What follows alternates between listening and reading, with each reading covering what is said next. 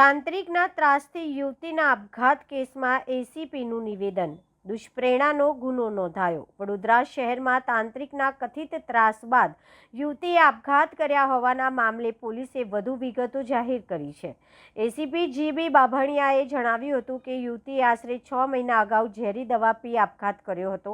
સમગ્ર ઘટનાની તપાસ બાદ તાંત્રિક સામે આપઘાત માટે દુષ્પ્રેરણાનો ગુનો નોંધવામાં આવ્યો છે.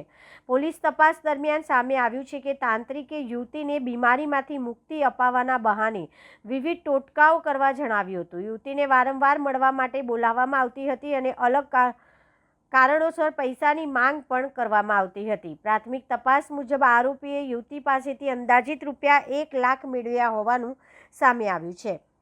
તપાસમાં એવું પણ બહાર આવ્યું છે કે યુવતી સાથે આરોપી દ્વારા વારંવાર અયોગ્ય વર્તન કરવામાં આવતું હતું. યુવતીના વાળ કાપવા, મધ અને માળા જેવા તાંત્રિક વિધિ સાથે જોડાયેલા સામાન આપવાના બનાવો પણ પોલીસ તપાસમાં સામે આવ્યા છે. જોકે હાલ સુધીની તપાસમાં દુષ્કર્મના કોઈ પુરાવા મળ્યા નથી તેમ પોલીસે સ્પષ્ટ કહ્યું છે. પોલીસના જણાવ્યા મુજબ પરિવાર સામાજિક ડરના કારણે શરૂઆતમાં સામે આવ્યો નહોતો, પરંતુ તપાસ દરમિયાન મળેલા પુરાવા અને નિવેદનોના આધારે તાંત્રિક સામે આપઘાત માટે દુષ્પ્રેરણાનો ગુનો નોંધવામાં આવ્યો છે. એસીપી જીબી બાભણિયાએ વધુમાં જણાવ્યું હતું કે આ તાંત્રિકે અન્ય મહિલાઓને પણ પોતાની જાળમાં ફસાવી હોવાનું આશંકા છે અને તે દિશામાં પણ તપાસ ચાલી રહી છે.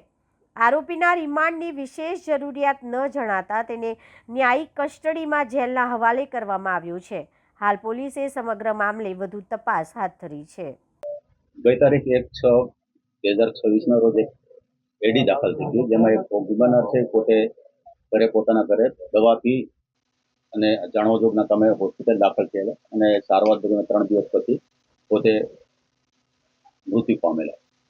આ બાબતે એડીના કામે વિશેરા છે, એના મોબાઈલ છે, એ બધું કબજે કરવામાં આવેલું હતું અને એફએસએલમાં મોકલવામાં આવેલું. એફએસએલમાંથી રિપોર્ટ આવેલો કે આ વ્યક્તિને જે મરણના બેન છે તેને કોઈ ભુવા છે એની સાથે ગિરીશ પરમાર સાથે સંપર્ક હતો અને અવારનવાર એની સાથે વાતચીત કરતા હતા.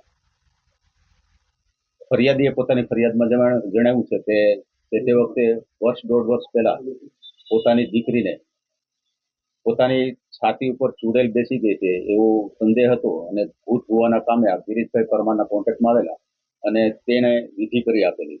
એમાં તેના વાળ છે, પછી અત્તરની શીશી છે, મધ છે, આવી માળા છે, આવી બધી વસ્તુ ભોગ બનનારને આપેલી અને થોડી રાહત પણ થયેલી એવું ફરિયાદીનું કહેવાનું છે. પછી આ જે ભોગ બનનાર મરણ ગયેલ છે એ બેનને અને ભુવાને છે થોડાક નજીકના સંબંધો ડેવલપ થયા અને એકબીજા સાથે સતત કોન્ટેક્ટમાં રહેતા હતા.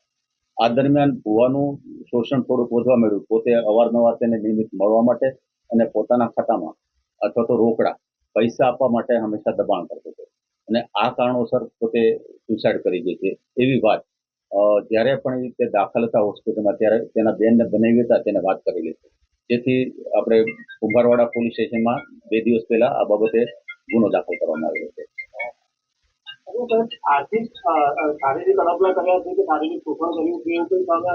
હા, ભોગ બનનાર સાથે અવારનવાર એને મિલન થયું છે એવું જણાવે છે. હા, એફએસએલ માંથી જયારે ચેટ રિકવર થઈ એના મોબાઈલ માંથી ત્યારે આ બાબતનો ખુલાસો થયેલો. પેલા પ્રાથમિક તો એના બેનને બનાવી કે તમને વાત કરીશ, પણ ત્યારે ખુલીને વાત ના કરી કે સમાજમાં થોડી આબરૂ જવાની ડરના હિસાબે પોતે તાત્કાલિક આ બાબતે જ્યાં સુધી કોઈ પુરાવો ના મળે અને પોતાની દીકરીનું ખરાબ કે પોતાના સમાજમાં પોતાનું ખરાબ ન દેખાય એના માટે પરિવાર થોડો એ બાબતે ફરિયાદ કરવા માટે આવ્યો હતો. પોલીસે એફએસએલમાં મોકલ્યો હતો મોબાઈલ અને જેના વિશેરા હતા એ તમામ વસ્તુ સાથે કરીને એફએસએલમાંથી રિપોર્ટ આવ્યા પછી આનું ચેટ જે રિકવર થયું છે તેની તપાસ અને અભ્યાસ કરતા આ બાબતો ખલી છે.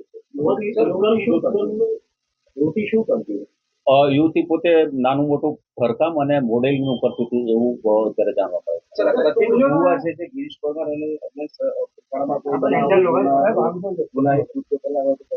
હાલ બીજી કોઈ વસ્તુ ધ્યાન નથી આવી, છતાં પણ અમે અમારા જે ટેકનિકલ સોર્સ છે એનાથી અગાઉ કોઈ વસ્તુ આવી બની છે અથવા તો કોઈ ભોગવનાર રહેશે તો એને જાહેર અપીલ છે કે આ બાબતે કોઈ પણ એની સાથે આવું કૃત્ય થયું હોય તો તાત્કાલિક પોલીસને ફરિયાદ. દુષ્કર્મ ત્યારે આપણી પાસે મતલબ બીજા પુરાવા નથી મળતા, એના કોઈ ફોટોગ્રાફ કેવા આપણા ત્યાં નથી એવા. સ્ટુડિયોના માલિકે જ્યારે આ ધ્યાન દોર્યું છે અને ધ્યાનમાં આવ્યું ત્યારે આ ખુલાસો થયો છે કે ગાર્ડન સ્ટુડિયો સ્ટુડિયોનો જે માલિક હતા અલ્પાલ મકરાણી, હા મતલબ પોતાના બેન બનાવીની તો ઓલરેડી વાત કરતી હતી, પણ એ લોકો છતાં પેલું કરતા હતા કે જ્યાં સુધી આપણે ત્યાં ઠોસ કરો, કારણ કે આ ભુવાને તેની ઘરે આવવા જવાના 1.5 વર્ષથી સંબંધો હતા. આ પોતે પોતાના ઘરે આવશે અને છોકરી પણ ભુવાના ઘરે જતી, પણ નિયમિત એને મળવા માટે અને પૈસા આપવા માટે ભુવો પોતે પ્રેશર કરતો હતો. કેટલા રૂપિયા પડાયા છે? અંદાજે ₹1,00,000 જેવું મતલબ પૈસા આપ્યા છે ભોગને મારે. સર, પોલીસે કયા કયા ગુના હેઠળ ગુનો નોંધ્યો છે? આપણે એને મરવા માટે મજબૂર કરી છે, એ બાબતે ખાસ કરીને ગુનો દાખલ કર્યો છે. આરોપીને બ્લેકમેલિંગ કરતો હોય એવું કંઈ સામે આવ્યું છે?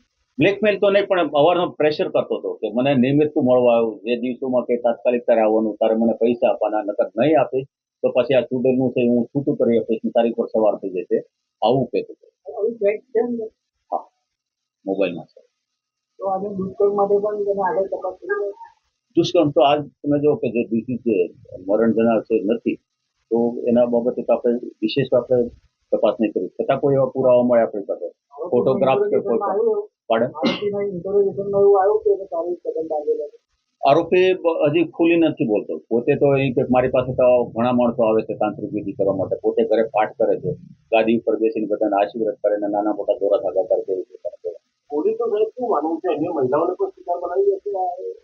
બની શકે જ્યારે માણસ દુઃખમાં હોય છે ત્યારે કોઈ પણનો સહારો લેતો હોય તો આવા બની બેઠેલા જે ભુવાઓ છે માર્કેટમાં આવે, સ્વાભાવિક છે ક્યારેક 100માંથી 2 કેસમાં કોઈને સારું પણ થતું હોય તો સ્વાભાવિક છે કે લોકો એની પાસે જતા હોય છે, અને ક્યારેક આવું થતું હોય તો સમાજમાં પોતાની આબરૂની જવાની બીકે આ લોકો આગળ નથી આવતા. ભુવાએ કોઈ પહેલાથી કોઈ એવું કોઈ પાઠ કે એવું કે પહેલાથી પાઠ કર્યો છે, એના જે તે વખતે વાળ કાપ્યા છે, મધ મેં કીધું માળા છે, આવી વસ્તુઓ બધી એને તાંત્રિક વિધિ કરી અને પોતાની પાસે રાખવા માટે ભોગ બનનારને જણાવેલું હતું. એ વસ્તુ પણ આપણે કરવી પડી.